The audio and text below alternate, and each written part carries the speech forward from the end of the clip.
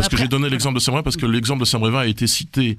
Et effectivement, c'est quelque chose qui cristallise l'attention dans le département.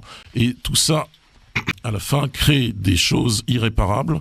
Et c'est très dommage de ne jamais consulter la population sur ces questions. C'est très dommage de ne jamais consulter la population aussi au niveau national sur la question de la politique migratoire qu'elle souhaite. Et il faudrait un grand référendum national sur l'immigration. C'est ce que vous souhaitez faire ? C'est ce que votre parti souhaite faire, un grand référendum national sur l'immigration ? Tout à fait. C'est ce que Marine Le Pen souhaite faire depuis plusieurs années. Elle l'a rappelé dans son projet présidentiel de 2022.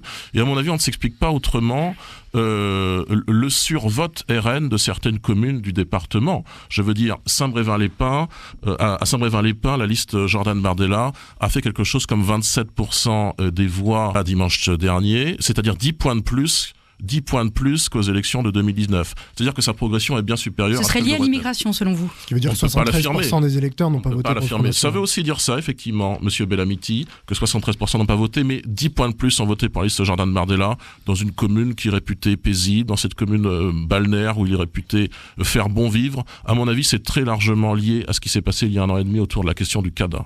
Maxime Viancin, sur cette même question, qu'est-ce que votre parti propose en matière d'immigration ? Je suis assez effaré par tout ce que j'entends, mais en gros, vu qu'on est pressé par le temps, je vais essayer d'aller vite.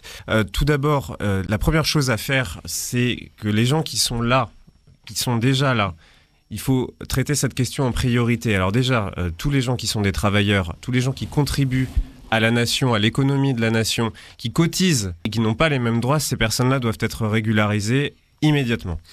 Ensuite, se pose la question de l'accueil, parce qu'on n'a pas une crise migratoire, comme le dit M. Boucher, on a une crise de l'accueil en Europe et en France particulièrement. C'est anormal, absolument anormal, qu'on laisse des êtres humains dans des conditions absolument abominables, qu'on les laisse dans des tentes, qu'on les laisse... Au détriment des gens de chez nous, hein, voilà. C'est faux. Des Français. Mais bien sûr, monsieur. C'est faux. Les gens qui sont dans les tentes, les gens qui sont dans des tentes sous des échangeurs autoroutiers, je pense pas qu'ils prennent la place de qui que ce soit, madame. Donc, c'est essentiel d'avoir un accueil digne. C'est essentiel d'avoir un accueil